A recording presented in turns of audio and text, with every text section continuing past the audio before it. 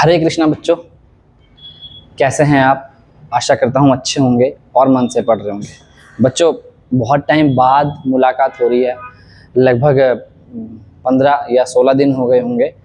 तो बच्चों बहुत सारा काम था, है ना। और मैं ज़्यादा झूठ नहीं बोलूँगा, काम भी था और साथ में क्या बोलते हैं, कुछ मुझे एक्चुअल में समय भी नहीं लग पा रहा था कि मैं वीडियो को रिकॉर्ड कर सकूँ।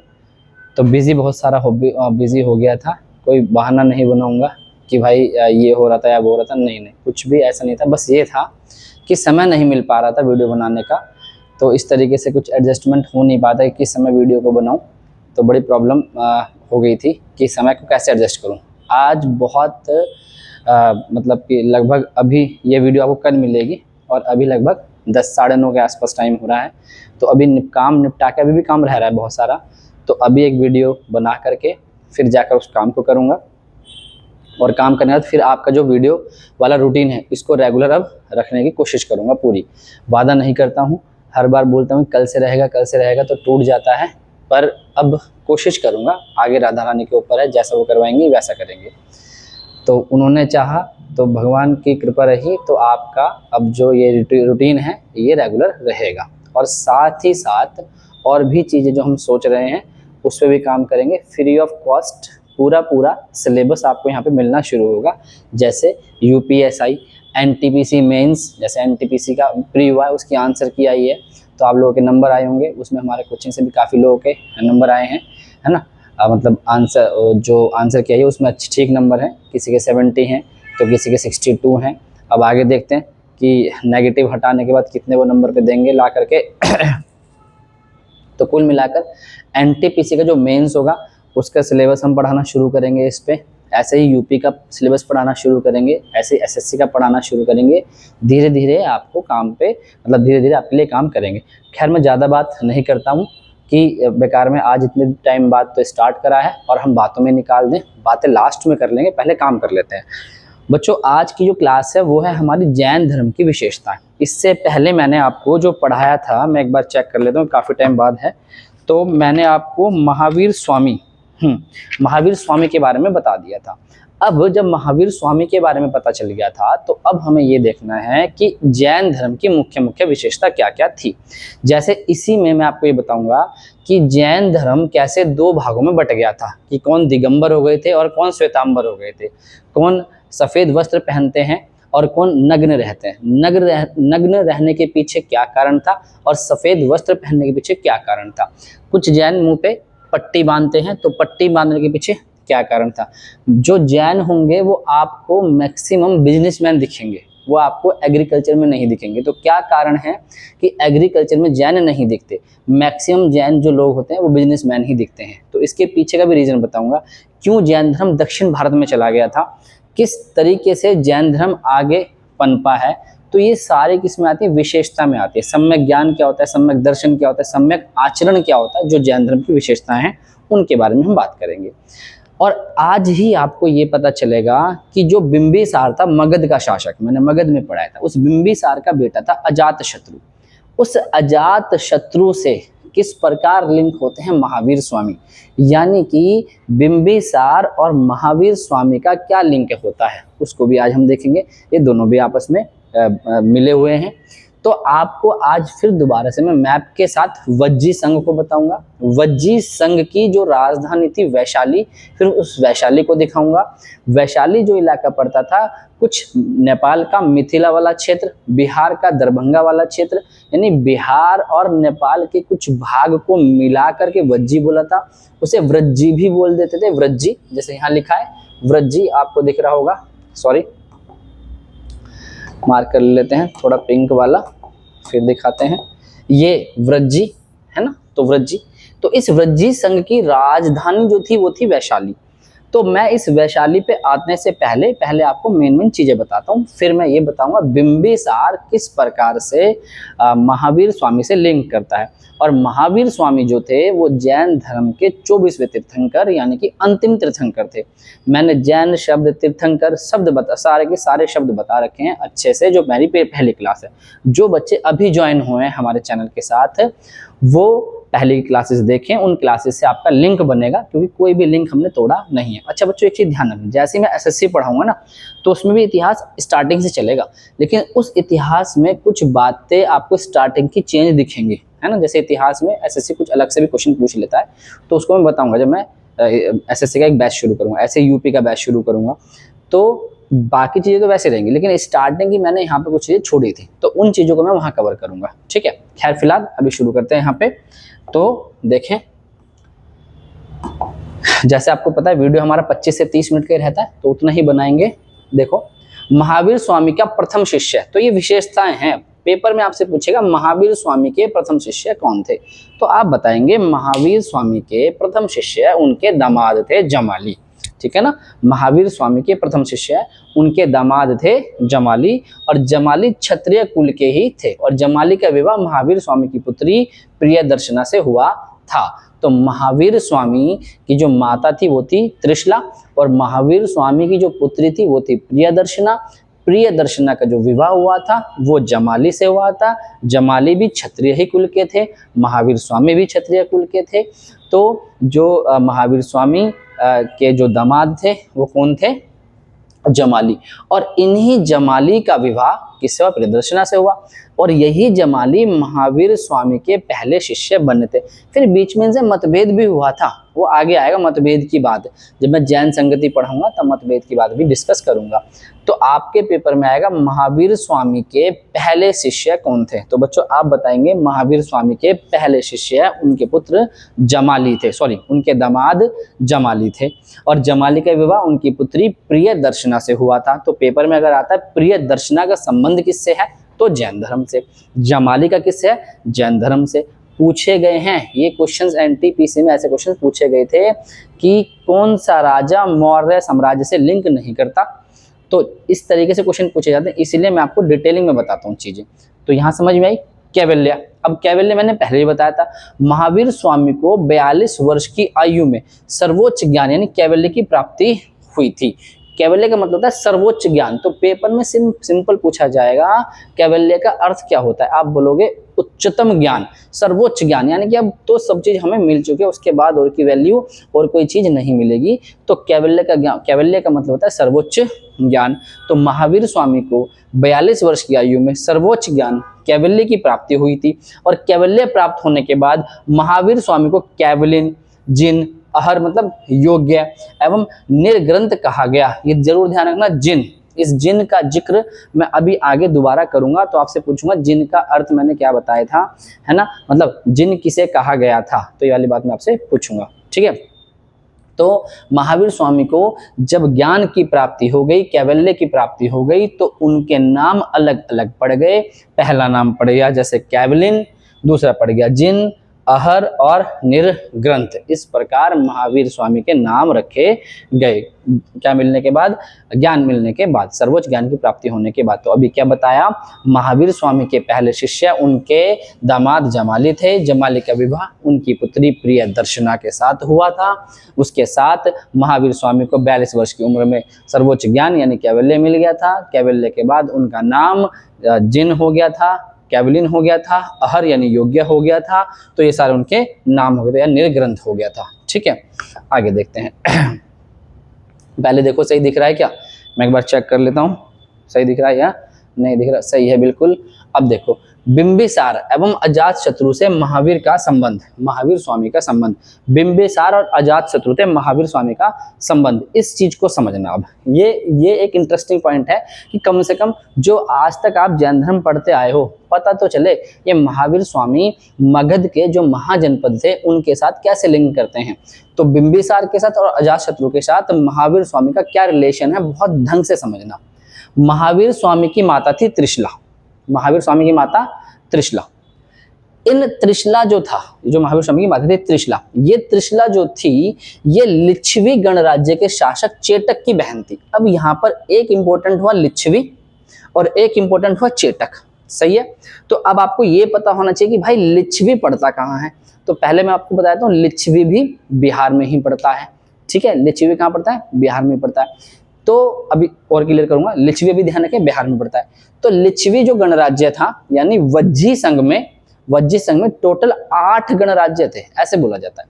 उन 8 गणराज्यों में से एक बड़ा इंपॉर्टेंट गणराज्य था जिसका नाम था लिच्छवी गणराज्य। इसी लिच्छवी गणराज्य का शासक था चेटक। इस चेटक की बहन थी त्रिशला और इन्हीं त्रिशला का विवाह हुआ था सिद्धार्थ के साथ। और जो सिद्धार्थ हैं वही पिता हैं महावीर स्वामी के और जो त्रिशला हैं वही माता है महावीर स्वामी की। इसका मतलब है कि लिच्छवी गणराज्य के शासक चेटक की बहन थी। लिच्छवी गणराज्य के शासक चेटक की बहन थी कौन? त्रिशला। ठीक है, और इन्हीं त्रिशला से उत्पन्न हुए महावीर स्वामी। तो महावीर स्वामी का संबंध हो गया लिच्छवी गणराज्य से, पहला पॉइंट। फिर और चेटक की पुत्री थी चेलना। अब ध्यान समझना, चेटक कहाँ के थे? लिच्छवी के। लिच्छवी कहाँ पड़ रहा है? बिहार में, पहला पॉइंट। चेटक लिच्छवी के और लिच्छवी का बिहार में। चेटक राजा थे लिच्छवी के, चेटक की बहन थी त्रिशला और चेटक की पुत्री थी चेलना। अब यहाँ रुकेंगे। जो चेटक की पुत्री चेलना थी, इस चेलना का विवाह बिंबिसार से हुआ था और बिंबिसार और चेलना की जो संतान थी उसका नाम था अजातशत्रु। अब जरा समझो यहाँ पर, चेलना का पति था बिंबिसार व चेलना का पुत्र था अजातशत्रु। तो महावीर स्वामी माता की तरफ से बिंबिसार व अजातशत्रु से संबंध रखते थे। माता की तरफ से बिंबिसार अजातशत्रु से संबंध रखते थे। अब इसकी चीज को समझना, मैंने इसके लिए अलग से आपके लिए मैप बनाया है। पहले इस मैप को देखो, क्या आपको सही दिख रहा है मैप? हाँ, सही दिख रहा है बिल्कुल मैप। अब देखो जरा ध्यान से, ये बिहार में पड़ता था वज्जी संघ, यानी वज्जी हम किसे बोलते थे? बिहार का दरभंगा का इलाका, बिहार का और नेपाल का मिथिला वाला क्षेत्र और बिहार के और क्षेत्र, इन सभी को मिला करके हम क्या बोलते थे? हम बोलते थे वज्जी संघ। इसका मैं एक और मैप दिखाता हूँ। ये देखो, ये रहा वज्जी, तो ये नेपाल भी आ रहा है, ये बिहार भी आ रहा है, तो ये सारा क्षेत्र मान लो इस तरीके से, ये था वज्जी संघ। तो बिहार का इलाका, बस बच्चों एक मिनट रुकना, मैं पानी ले लेता हूँ जरा, बस 1 मिनट रुकना। ठीक है बच्चों, समझ में आया? अब देखो, अब सारी बात समझना। ये था वज्जी यानी आज का वैशाली वाला भाग, आज का दरभंगा वाला भाग और आज का मिथिला यानी नेपाल वाला भाग, इन सबको मिला लो तो बनता था वज्जी संघ। इस वज्जी संघ में बहुत से गणराज्य थे। ठीक है, अब वज्जी संघ का ही एक गणराज्य था लिच्छवी। जैसे वज्जी संघ का था वैशाली, वज्जी संघ की राजधानी वैशाली थी। सही है, वज्जी संघ की राजधानी वैशाली थी, मैंने पढ़ाया था, याद करो, अगर नहीं याद है तो दोबारा बता रहा हूँ। वज्जी संघ की राजधानी थी वैशाली। वज्जी किस किस इलाके को कवर करवाता था? वज्जी आज का वैशाली बोल दो, बिहार का क्षेत्र, और मिथिला वाला क्षेत्र यानी नेपाल का। तो बिहार और नेपाल के क्षेत्र को मिलाकर वज्जी बोलते थे। इसकी राजधानी थी वैशाली। सही है, समझ में आ गया इतनी? ठीक है, अगर इतना समझ में आ गया तो अब आगे समझो। ये वाला इलाका हो गया, अब आगे समझो। अब ये देखो, वज्जी संघ में ही, वज्जी संघ के ही क्षत्रिय कुल में जन्म हुआ था किनका? सिद्धार्थ का। ऐसे मानो, वज्जी संघ के क्षत्रिय कुल में जन्म हुआ था सिद्धार्थ का। सिद्धार्थ कौन थे? महावीर स्वामी के पिता। तो मैंने लिखा है महावीर के पिता वज्जी संघ के क्षत्रिय कुल के थे। तो महावीर के पिता थे वज्जी संघ के क्षत्रिय कुल के। ठीक है, कौन? सिद्धार्थ। और वज्जी के पास ही पड़ता था, वज्जी की राजधानी थी वैशाली और इसी वैशाली के पास में स्थित था लिच्छवी गणराज्य। ये भी वज्जी में ही पड़ता था, लिच्छवी गणराज्य। लिच्छवी गणराज्य जो था उसके जो शासक थे वो थे चेटक। सही है, लिच्छवी गणराज्य के जो शासक थे वो थे चेटक, यानी कि वैशाली तो राजधानी हो गई किसकी? वज्जी की, यानी वैशाली भी एक जगह थी वज्जी में और लिच्छवी भी एक जगह थी वज्जी में। ऐसे समझो आप कि वैशाली भी जगह थी और लिच्छवी भी एक जगह थी।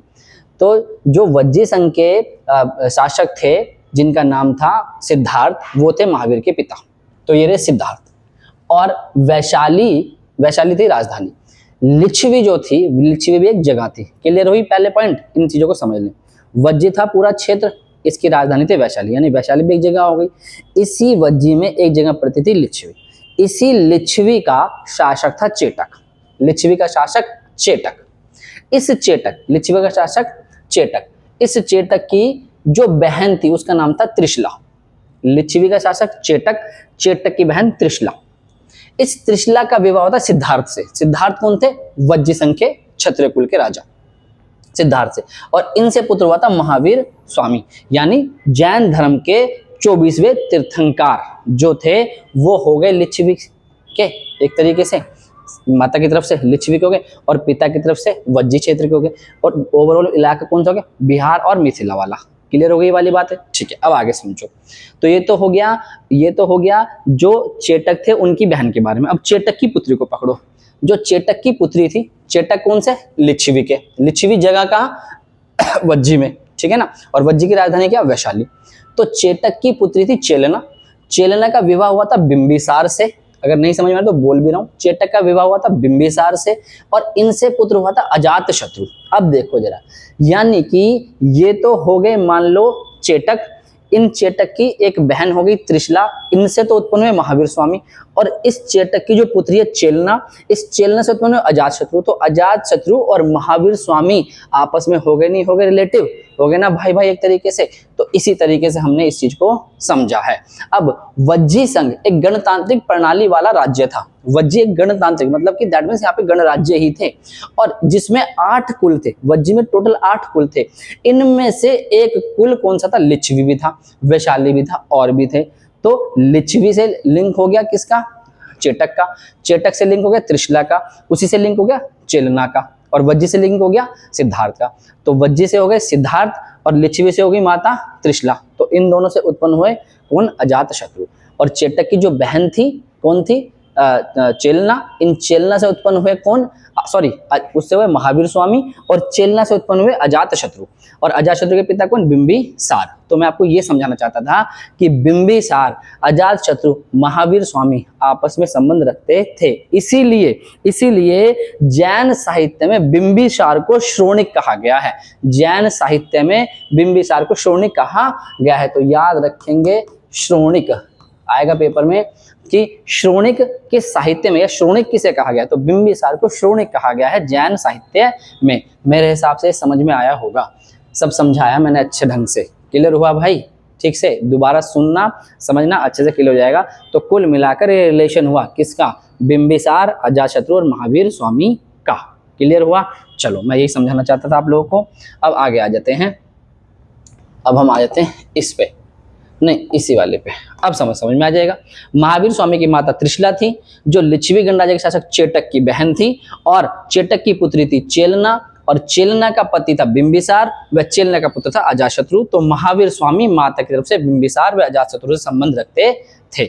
अब आया समझ में भाई, माता की तरफ से अजातशत्रु बिंबिसार से संबंध हो गए, नहीं हो गए, क्योंकि बिंबिसार चेलना का पति था और अजातशत्रु चेलना का बेटा था। तो माता की साइड से हो गए ना ये लोग संबंधी। इस तरीके से आपको ध्यान रखना है। मैंने पूरा मैप दिखाया है, चेटक दिखाया है, लिच्छवी जगह बताई है, वज्जी जगह बताई है, वो बिहार वाला इलाका बताया है। सारी बातें समझाने के बाद पूरा रिलेशन बताया है, तो आपको समझ में आना चाहिए। क्लियर हुआ? ऐसे पढ़ेंगे तो यार कोई चीज दिक्कत नहीं करने वाली है। ठीक है, आगे समझते हैं, आगे आ जाओ। ब्रह्मचर्य, महावीर स्वामी के पूर्वगामी तीर्थंकर पार्श्वनाथ ने 4 महाव्रत जोड़े थे। ये मैंने इससे पहले क्लास में पढ़ाया था। 4 महाव्रत किसने जोड़े थे? पार्श्वनाथ ने। और महावीर स्वामी ने 5वां महाव्रत जोड़ा, ब्रह्मचर्य। ठीक है, अब देखो जो इस प्रकार थे, सत्य, अहिंसा, अस्त्य, अपरिग्रह। ये 4 महाव्रत तो पार्श्वनाथ ने ही जोड़ दिए थे कि सदा सत्य बोलो, है ना, अहिंसा यानी कि हिंसा मत करो, अस्त्य चोरी मत करो, और अपरिग्रह धन का संचय मत करो। और महावीर स्वामी ने इसमें 5वां महाव्रत जोड़ दिया जो था ब्रह्मचर्य। दैट मीन संयम में रहो, ब्रह्मचर्य का पालन करो। तो ये 5 महाव्रत हो गए महावीर स्वामी के बाद। तो पेपर में आएगा कि महावीर स्वामी ने कौन सा महाव्रत जोड़ा था? तो ब्रह्मचर्य। उससे पहले कितने महाव्रत थे? 4। किसने जोड़े थे? वो पार्श्वनाथ ने जोड़े थे। तो मेरे हिसाब से इसका स्क्रीनशॉट भी ले सकते हैं और समझ भी सकते हैं। आगे आ जाओ। जैन धर्म के 3 रत्न बोले जाते हैं जैन धर्म में। जैन धर्म में कर्म फल से मुक्ति के लिए 3 रत्न, त्रिरत्न का पालन करने के लिए कहा गया है। मतलब ये बताया गया है कि आप किस प्रकार के कर्म करके मोक्ष को प्राप्त कर सकते हैं, किस प्रकार के कर्म करके मोक्ष को प्राप्त कर सकते हैं। ये वाली बात जैन धर्म में बताई गई है त्रिरत्न के माध्यम से। इनको मैं कल वाले वीडियो में डालूंगा, क्योंकि आज की वीडियो थोड़ी ज्यादा लंबी हो जाएगी नहीं तो। अर्थात जो इन तीन रत्न का अनुसरण करता है वह जन्म मृत्यु के बंधन से छूट जाता है और मोक्ष प्राप्त कर लेता है। और ये तीन रत्न है सम्यक दर्शन, सम्यक ज्ञान और सम्यक आचरण। सम्यक ज्ञान क्या होता है, सम्यक दर्शन क्या होता है, सम्यक आचरण क्या होता है, इन सभी बातों को मैं आपके सामने कल डिस्कस करूंगा। अभी फिलहाल के लिए आप ये समझेंगे कि जैन धर्म में तीन रत्न का जिक्र है, सम्यक ज्ञान, सम्यक दर्शन, सम्यक आचरण। पेपर में आता है तो लगा देंगे, ये तीनों किससे रिलेटेड है, जैन धर्म से रिलेटेड है। आगे देखते हैं कुछ है इसमें। हाँ, सम्यक दर्शन, सम्यक ज्ञान, सम्यक, अब इसे छोड़ देंगे, ये लास्ट स्लाइड है, ये मैंने पढ़ा दी, ये लास्ट स्लाइड है, इसको आप बस स्क्रीनशॉट ले सकते हैं, इसका स्क्रीनशॉट आप ले लें। मैं इसको कल अच्छे से, क्योंकि इसमें और डिटेलिंग करनी है और अच्छा मजा आएगा आप लोगों को, तो इसमें डिटेलिंग करेंगे, क्योंकि यहीं से आगे हम बढ़ेंगे दिगंबर और श्वेतांबर की तरफ। दिगंबर श्वेतांबर का क्या इतिहास रहा, किस तरीके से वो बड़े हैं, किस तरीके से वस्त्र त्यागे हैं, किस तरीके से मगध में अकाल पड़ा था, भद्रबाहु कौन थे, स्थूलभद्र कौन थे, गणधर कौन थे, किस किस तरीके से शिष्य बटे हैं, तो इन सब की बातें हम धीरे धीरे आगे बढ़ते चलेंगे। जैन धर्म पूरा कंप्लीट बहुत अच्छे ढंग से करेंगे कि आपको कोई क्वेश्चन ना बचे। बस 1 मिनट रुकेंगे आप, 1 मिनट के लिए, ठीक है बच्चों। तो यहाँ तक समझ में आ गया। तो कल हम इसे देख लेते हैं कि सम्यक दर्शन, सम्यक ज्ञान, सम्यक आचरण, इनका अर्थ क्या है। तो मिलते हैं कल नेक्स्ट वीडियो के साथ, है ना। और ये वाली जो वीडियो है आप इसको देखना, समझना, कोई डाउट होगा तो मुझे बताना। और मैं आपसे माफ़ी चाहूँगा, बहुत टाइम बाद मिले हैं, बहुत बार माफ़ी मांगी आप लोगों से, फिर भी दोबारा एक बार माफ़ी मांगता हूँ कि क्षमा चाहूँगा यार। वीडियो के एंड में बात कर रहा हूँ इसलिए, क्योंकि पहले बात करता तो फिर ऐसा लगता है यार वीडियो तो बना ही नहीं है। तो अब लगभग 20 मिनट का वीडियो हो गया। अब मैं थोड़ी सी समस्या बता देता हूँ। समय बिल्कुल नहीं मिला था, सच में आप समझना, समय बिल्कुल नहीं मिला था, काम में बहुत बिजी हो गया था, और रात को भी काम चल रहा था, दिन में भी काम कर रहा था, पढ़ाने का भी काम रहता है, वीडियो का रिकॉर्ड करने का बिल्कुल समय नहीं मिला। लेकिन पूरी कोशिश के साथ अब वीडियो डालूंगा, ठीक है, पूरा अच्छे ढंग से आप लोगों के लिए बहुत और अच्छी चीज़ें लेकर आऊँगा। आज भी मैं एक जगह गया था, तो वहाँ पर कुछ लोगों से बात हुई, तो वो बिल्कुल एग्री हैं आपको पढ़ाने के लिए। तो नए टीचर्स मिलेंगे आप लोगों को, और ज़्यादा और अच्छी बखूबी ढंग से हम आप लोगों को पढ़ाना शुरू करेंगे, जिसमें इंग्लिश के नए टीचर आने वाले हैं, वो इंग्लिश पढ़ाएंगे आप लोगों को। मतलब पूरा बैच, हम उस पूरे बैच के साथ चलेंगे। उसमें मैं आपको एक सिस्टमेटिक तरीके से चलूँगा कि 2 दिन इतिहास चलेगा, 2 दिन पॉलिटी चलेगा, 2 दिन इकोनॉमी चलेगा। तो इस तरीके से क्लास लेके चलेंगे आप लोगों को, पूरी वीडियोज़ में हम बनाते चलेंगे, वो फ्री ऑफ कॉस्ट चलेगा, तो आपको आनंद आएगा। तो फिलहाल जो दिन बीते हैं उसके लिए क्षमा प्रार्थी हैं, अब से कंटिन्यू रहेगा। बीच में एक आध दिन अगर गैप हुआ तो एक आध दिन का, वैसे रेगुलर आपको वीडियो मिलती रहेगी, वही 11:30 बजे, ठीक है। बने रहें साथ में, चलते रहें। हरे कृष्णा, धन्यवाद।